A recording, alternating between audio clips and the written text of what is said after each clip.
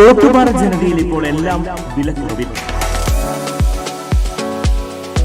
Online വിലയേക്കാൾ കുറവിൽ 1499 രൂപയ്ക്ക് mixie, 199 രൂപയ്ക്ക് അപ്പച്ചട്ടി, 1199 രൂപയ്ക്ക് ഇൻഡക്ഷൻ കുക്കർ, 1499 രൂപയ്ക്ക് ഗ്യാസ് സ്റ്റൗ, 899 രൂപയ്ക്ക് ഫാൻ.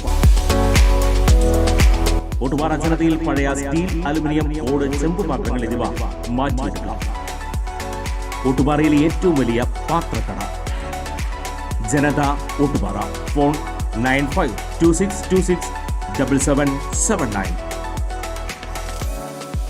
സർക്കാരിനെതിരായ വിവാദങ്ങളുടെ ഘോഷയാത്രയ്ക്കിടെ 15ാം കേരള നിയമസഭയുടെ 12ാം സമ്മേളനം ആരംഭിച്ചു. വയനാട്, കോഴിക്കോട് ജില്ലകളിലായി നടന്ന ഉരുൾപൊട്ടലിൽ ജീവൻ നഷ്ടപ്പെട്ടവർക്ക് സഭ ആദരാഞ്ജലികൾ അർപ്പിക്കുന്നു.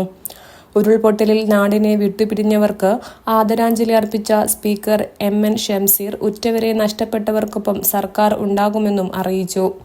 പുനരധിവാസ പ്രവർത്തനങ്ങൾ ഊർജിതമായി നടക്കുന്നുണ്ടെന്നും ഉരുൾപൊട്ടലുമായി ബന്ധപ്പെട്ട പഠനങ്ങളും മുന്നോട്ടു പോകുന്നുണ്ടെന്നും സ്പീക്കർ അറിയിച്ചു.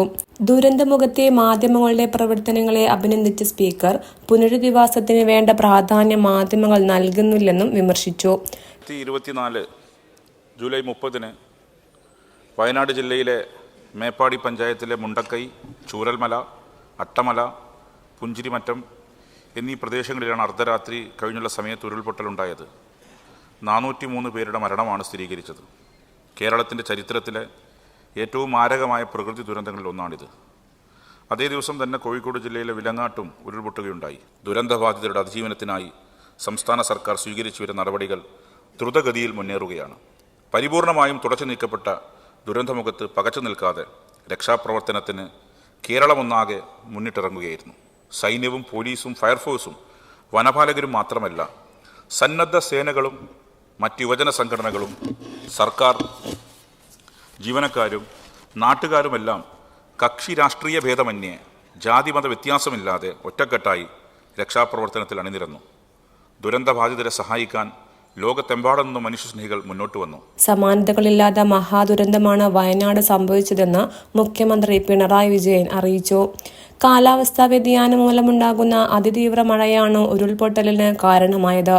ചൂരൽമല, മുണ്ടക്കൈ, അട്ടമല എന്നീ സ്ഥലങ്ങളെ നേരിട്ട് ബാധിച്ച ദുരന്തത്തിൽ 231 ജീവനുകൾ നഷ്ടപ്പെടുകയും 41 പേരെ കാണാതാവുകയും ചെയ്തു. 145 വീടുകൾ പൂർണ്ണമായും 170 എണ്ണം ഭാഗികമായും തകർന്നു. 240 വീടുകൾ വാസയോഗ്യമില്ലാതാവുകയും 180 വീടുകൾ ഒഴുകിപ്പോവുകയും ചെയ്തു. ചുരുങ്ങിയത് 1200 കോടിയുടെ നഷ്ടമാണ് മേപ്പാടിയിൽ ഉണ്ടായത്. ഇതേ ദിവസം തന്നെയാണ് കോഴിക്കോട് ജില്ലയിലെ വാണിമേൽ പഞ്ചായത്തിലെ വിലങ്ങാടിലും ഉരുൾപൊട്ടലുണ്ടായത്. കോഴിക്കോട് ജില്ലാ ദുരന്ത നിവാരണ അതോറിറ്റിയുടെ കണക്കുപ്രകാരം 48 മണിക്കൂറിൽ 307 മില്ലിമീറ്റർ മഴയാണ് വിലങ്ങാട് രേഖപ്പെടുത്തിയത്. അവിടെ ഒരു വിലപ്പെട്ട ജീവനും നഷ്ടമായി. വീടുകൾ, കടകൾ, ജീവനോപാധികൾ, വളർത്തുമൃഗങ്ങൾ എന്നിവയും നഷ്ടപ്പെട്ടു. അവയെല്ലാം ചേർത്ത് 217 കോടി രൂപയുടെ നഷ്ടമുണ്ടായി. ദുരന്തത്തെ അതിജീവിച്ച് മേപ്പാടിയിൽ 394 കുടുംബങ്ങളും വിലങ്ങാടിൽ 30 കുടുംബങ്ങളും വാടക വീടുകളിലാണ് താമസിക്കുന്നത്. മേപ്പാടിയിലെ അതിജീവിതക്കാർക്കായി സുരക്ഷിതമായ ടൗൺഷിപ്പ് നിർമ്മിക്കുന്നതിലുള്ള കാര്യങ്ങൾ പുരോഗമിക്കുകയാണ്. വിലങ്ങാടിയിലും സമാനമായ പുനരധിവാസ പ്രവർത്തനങ്ങളും നടക്കുന്നു. രണ്ടിടങ്ങളിലും അതിജീവിതക്കാർക്കു വേണ്ട അടിയന്തര സഹായങ്ങൾ സർക്കാർ ലഭ്യമാക്കി. മുഖ്യമന്ത്രി പറഞ്ഞു. ദുരന്തത്തെ അതിജീവിച്ചവരെ ചേർത്ത് പിടിച്ചുകൊണ്ട് അവർക്ക് കൂടുതൽ മെച്ചപ്പെട്ടതും സുരക്ഷിതവുമായ ഒരു ജീവിതം പുനഃസ്ഥാപിച്ച് നൽകാനുള്ള അശ്രാന്ത പരിശ്രമത്തിലാണ് സംസ്ഥാന സർക്കാർ ഇപ്പോൾ ഏർപ്പെട്ടിരിക്കുന്നത്. അത്തരം പ്രവർത്തനങ്ങൾക്ക് ഈ സഭ പൂർണ്ണ പിന്തുണ നൽകണമെന്ന് അഭ്യർത്ഥിക്കുന്നു. വയനാട്ടിലെ മേപ്പാടിയിലും കോഴിക്കോട്ടെ വിലങ്ങാടിലും ഉണ്ടായ ദുരന്തങ്ങളിൽ ജീവൻ നഷ്ടപ്പെട്ടവരുടെ കുടുംബങ്ങളോടുള്ള അനുശോചനം. വയനാട് ദുരന്തം എല്ലാവരുടെയും മനസ്സിലുണ്ടാക്കിയ നോവ് ജീവിതാവസാനം വരെയുണ്ടാകുമെന്ന് പ്രതിപക്ഷ നേതാവ് VD സതീശൻ. ദുരിതാശ്വാസ പ്രവർത്തനങ്ങൾ പൂർത്തിയാകും വരെ പ്രതിപക്ഷത്തിന്റെ പൂർണ്ണ പിന്തുണയുണ്ടാകുമെന്ന് പറഞ്ഞ സതീശൻ ദുരിതാശ്വാസ പ്രവർത്തനങ്ങൾ ദ്രുതഗതിയിൽ മുന്നോട്ടു പോകേണ്ടതുണ്ടെന്നും പറഞ്ഞു.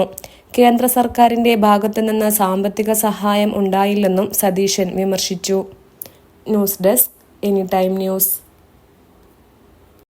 പ്രധാനമന്ത്രിയുടെ സന്ദർശനത്തിന് ശേഷം നമ്മൾ വലിയ ഒരു സഹായം ഉണ്ടാകും എന്ന് പ്രതീക്ഷിച്ചു.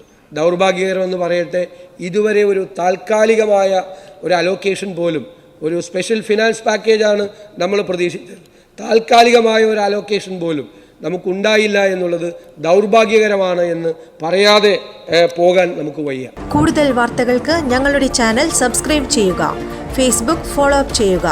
വാർത്തകൾ വേഗത്തിലറിയാൻ എനി ടൈം ന്യൂസ്.